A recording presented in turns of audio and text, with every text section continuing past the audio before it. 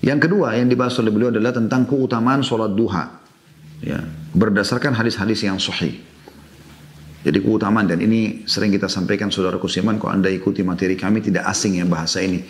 Saya sering bahasakan, kalau ingin rajin berbuat sebuah ibadah, maka coba cari tahu tentang keutamaannya.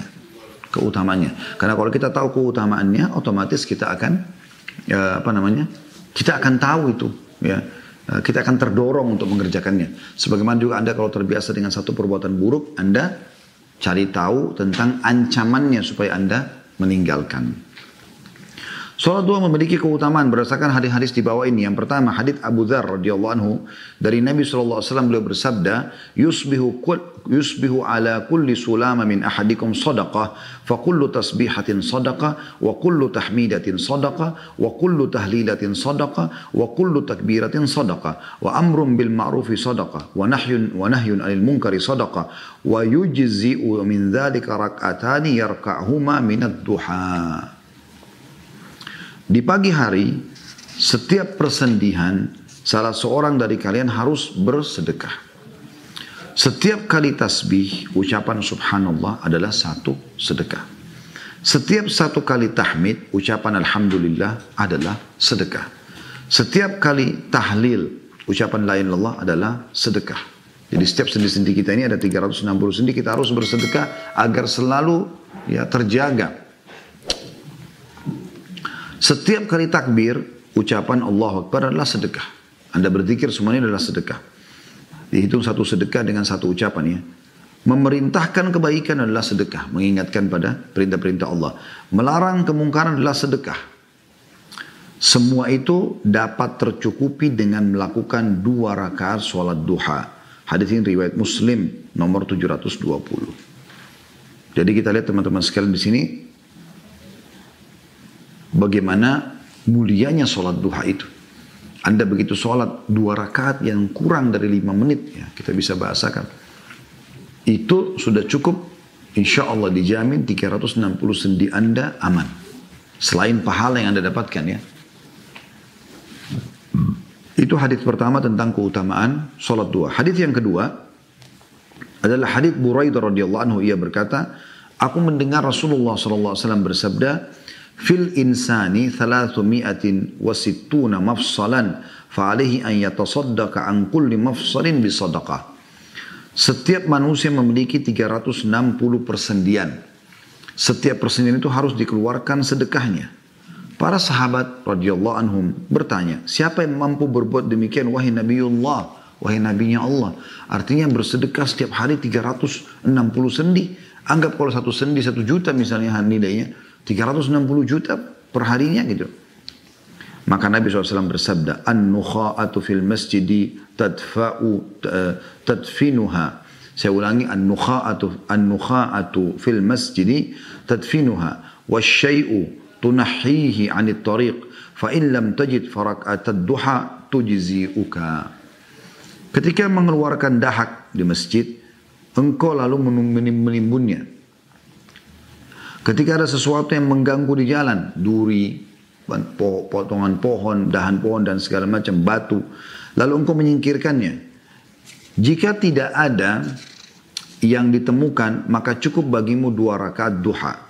Hadis ini riwayat Abu Daud dalam kitab Adab di nomor 5242, Ahmad jilid 5 halaman 354 dan disahihkan oleh Al-Albani rahimahumullah. Ya. Di antara dalil yang menunjukkan demikian adalah hadits Aisyah juga radhiyallahu anha secara marfu yang berbunyi khulika kullu insanin min bani Adam ala 60 wa 300 muslim. Sesungguhnya Allah Ta'ala menciptakan anak keturunan Nabi Adam dengan 360 persendian. Hadis riwayat Muslim dalam kitab Az-Zakah nomor 1007. Jadi ini dalil yang kedua ya. Tentang masalah memang dalam tubuh manusia ada 360 sendi yang dia harus bersedekah setiap hari. Kalau hadis pertama tadi kan nggak disebutkan tentang 360 sendinya ya. Cuma disebutkan setiap hari harus ya, setiap pagi anak Adam itu bersedekah untuk sendi-sendinya. Lalu dijelaskanlah kalau tasbih subhanallah sedekah, tahmid adalah alhamdulillah sedekah, La ilaha illallah adalah sedekah, Allah Akbar adalah sedekah, menyuruh pada kebaikan adalah sedekah, melarang dari kemungkaran adalah sedekah, dan digantikan semua itu dipenuhi semua dengan 2 rakaat sholat duha. Kalau dalil yang kedua menjelaskan tentang memang ada 360 sendi di tubuh manusia. Hadis yang ketiga adalah hadis Nu'aim bin Hammar radhiyallahu anhu, ia berkata, aku mendengar Rasulullah SAW bersabda, yaqulullah ya ibna Adam la tu'jizni min 4 raka'atin fi awalin nahari akfika akhirah. Allah Ta'ala yang Allah Maha Tinggi berfirman, wahai anak Adam, janganlah kamu lemah untuk beribadah kepadaku dengan 4 rakaat di awal siang, niscaya aku akan mencukupimu di akhir siang. Nah, jadi ini makna daripada la tu'jizni, jangan lemahkan aku, maksudnya adalah jangan luput beribadah kepadaku dengan meninggalkan duha di awal siang, sehingga aku pun tidak mencukupimu di akhir siang. Ya, sebagaimana diambil dari kitab Aunul Ma'bud Syarh Sunan Abi Daud. Hadis ini diriwayatkan oleh Abu Daud dalam kitab At-Tatawwu, bab tentang sholat duha nomor 1289. Jadi ini hadis tentang perintah Allah Subhanahu wa taala. Kalau tadi 2 hadis pertama menyebutkan tentang 2 rakaat sholat duha, kalau ini menjelaskan tentang jumlah rakaat 4. Dan keutamanya adalah kebutuhan Anda akan dipenuhi oleh Allah Subhanahu wa taala sepanjang hari itu. Kalau tadi kan yang hadis pertama kedua itu menyelamatkan 360 sendi kita. Hadis yang keempat adalah hadis Abu Darda dan Abi Dzar radhiyallahu anhu dari Rasulullah SAW. Ya.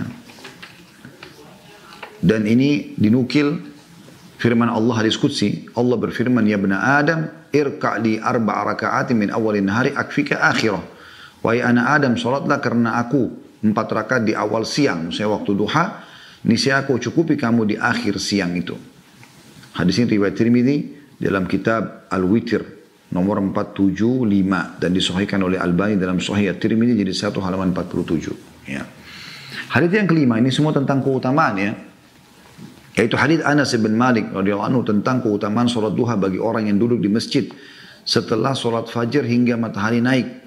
Anas radhiyallahu anhu mengatakan bahwa Rasulullah SAW bersabda, man shalla al-fajr fi jama'atin thumma qa'ada yadhkurullaha hatta tatlu'a asy-syamsu thumma shalla rak'atain kanat lahu ka'ajri hajjatin wa umrah tammatin.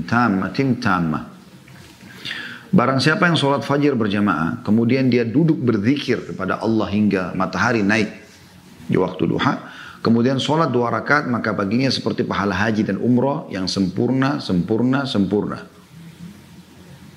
Hadis ini diriwayatkan oleh Tirmidzi dalam Kitabul Jum'ah nomor 586 dan juga disahihkan oleh Albani dalam Sahih Sunan Tirmidzi jadi 1 halaman 181. Dan telah sahih, ya, dalam hadis bahwa Nabi SAW apabila selesai sholat fajar maka beliau duduk di tempat sholatnya hingga matahari naik dengan indahnya. Hadis riwayat Muslim dalam kitab Al-Masajid di nomor 670.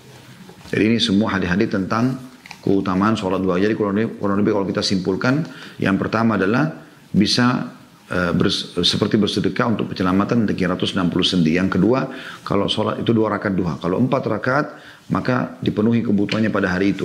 Dan hadis yang terakhir yang kita bahas adalah kalau dia gabungkan antara sholat subuh dan dia tidak pulang dari rumahnya sampai terbit matahari dan dia sholat duha 2 rakaat, biasanya juga ada yang mengatakan sholat syuruk, ya. Ya, tapi yang umumnya ulama bilang ini adalah sholat duha. Maka sama dengan pahala haji dan umrah.